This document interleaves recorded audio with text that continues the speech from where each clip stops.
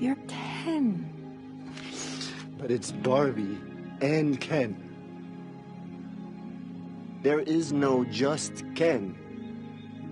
Welcome to another regularly scheduled... Don't look at my upload history. Regularly scheduled episode of this thing I do sometimes, I guess, when I have the time for it. Okay, so we did it, guys. We all went out, we saw Barbie, and we just made Mattel and Warner Brothers a whole load of money that they didn't need. But it's okay, we're getting rewarded. After this, we get the Hot Wheels movie. I don't want this! By J.J. Abrams. We wanted it. This is what we were fighting for. This is what it was all about. The Barbenheimer meme it was so we could get the Hot Wheels movie. But I wouldn't make this video if it was just all smooth sailing, if it was just we get our Hot Wheels movie that we always wanted. There's more going on here. Because guys, I'm here to announce there has been a war on Barbie. Oh my god, I'm gonna cry! Barbie has been attacked from multiple directions. I tried to fight in Barbie's corner with people individually, but I've decided it's not possible. I need to make a video defending the Barbie movie's honor. This had to be done. Obviously, a spoiler warning for Barbie. There's actually a lot to spoil. It's very existential, actually. It's a good movie. But if you haven't seen it, you know what to do. Watch it, but I feel like you've either seen it already or you don't care, so watch the video regardless. Yeah. Okay, so the basic premise for the Barbie movie is that it's like the real world, but all the gender roles are flipped. Women hold the majority of political and social power, while all the men are just simps. I mean, to be honest, the men being simps is the same as the real world, but everything else is flipped, I swear. So Barbie and Ken travel from Barbie land to the real world, where, unfortunately, Ken discovers Red Pill podcasts. I'd rather be gay than attracted to modern day women. And he decides to switch it all up again. In Barbie land, instead of women being in charge, now Ken wants men to be in charge because actually he thinks that patriarchy is kind of based. People respected me just for who I am. Now Ken develops a plan to import patriarchy into Barbie land and therefore shift the whole power dynamic thing that they got going on. Of course, he's eventually defeated by Barbie, America Ferrera's character, and of course, girl power. Girl power. Barbie's shock and confusion about how the real world is run. That feels like a tongue twister. How the real world is run. Okay. Barbie's shock and confusion about how the real world is run is meant to also make us, the audience person, me and you, I guess, think more critically about how certain industries are very male dominated. Interestingly, in a lot of ways, the real world in Barbie is a lot more cartoony and wacky than the Barbie world. And I think the overall message that you kind of take away from that is that, damn, patriarchal systems are kind of dumb. Barbie's pro-woman stance is just undeniable. Also because in the last third, America Ferrera's character, she just stares at the camera and tells us feminism. I mean... Talk about your kids all the damn time. You have to be a career woman, but also always be looking out for other people.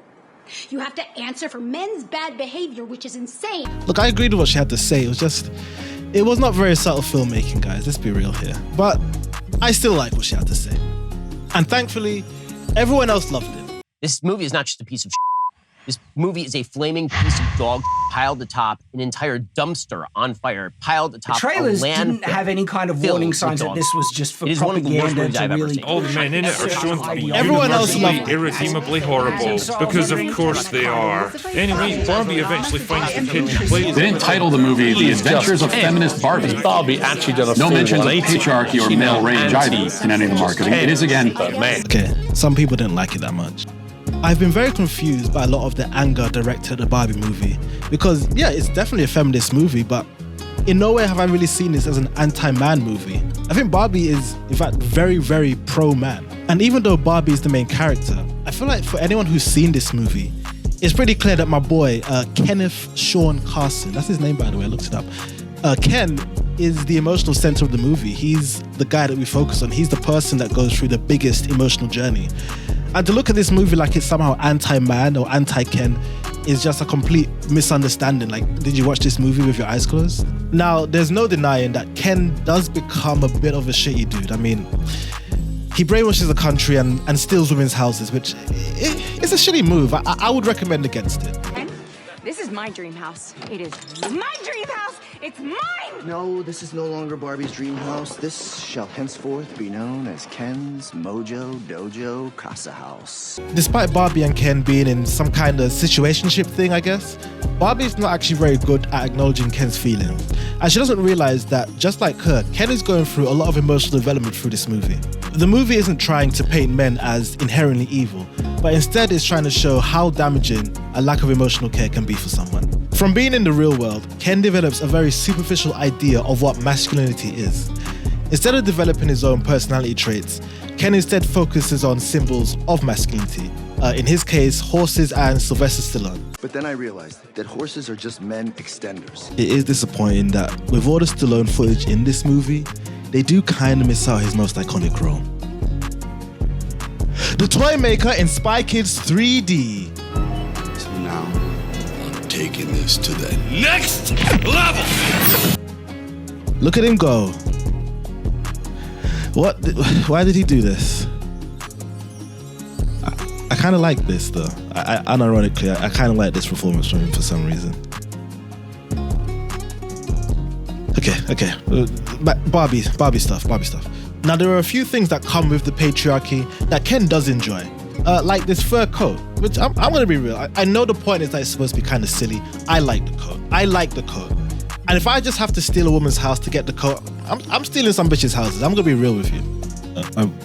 I won't steal any women's houses, by the way. Please don't cancel your boy. But Ken does admit that he wasn't exactly sold on every single aspect of a patriarchal society. To be honest, when I found out the patriarchy wasn't about horses, I lost interest anyway. Now, don't get me wrong. The word patriarchy does literally contain the word patriarch. May the patriarchy go to hell. Nah. But it doesn't mean that a patriarchy always benefits men. In many ways, it forces us to fulfill roles that we don't necessarily want to. And I feel like this is something that Ken learns at the end of the movie. Now, we talked a lot about Ken. He's a cool dude. But let's move on to my boy, Alan.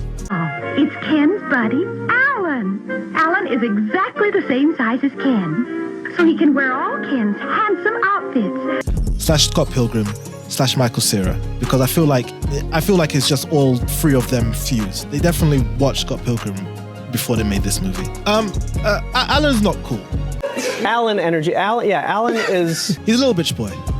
He is not invited to White Boy Summer. Rude boy, it's a white boy summer. While the Kens are meant to be stand-ins for men in general, Alan's just some guy.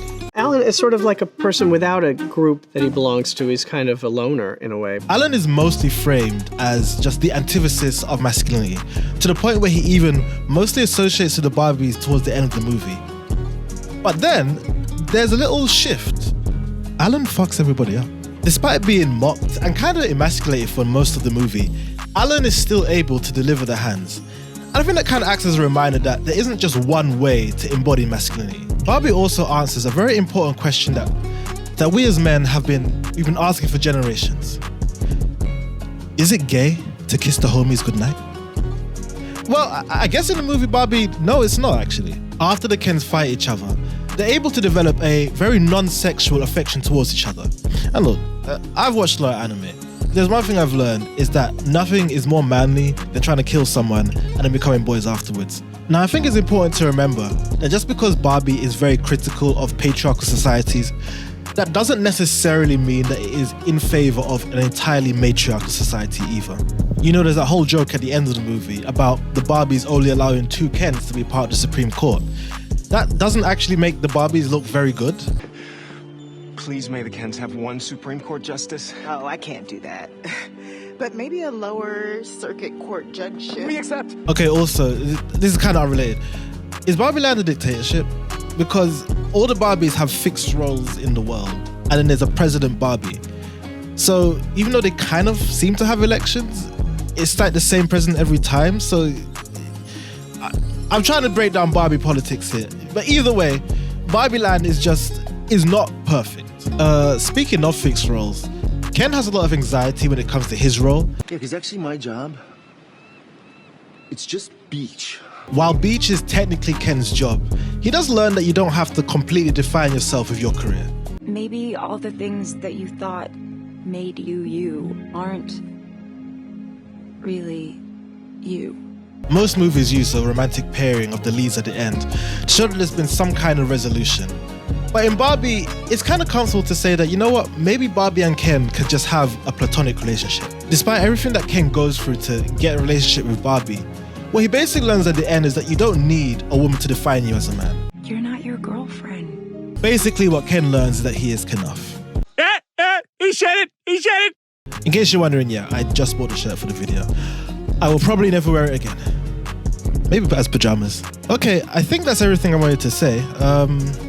Yeah, I just saw all these videos, these weird anti-SJW videos, and they were just really annoying me, and I felt like I had to make the Barbie video. But yeah. Anyway, that's it. Video's done. I'll see you guys for the Hot Wheels video. I'm gonna make a Hot Wheels video. I will do it, maybe. I'll probably forget.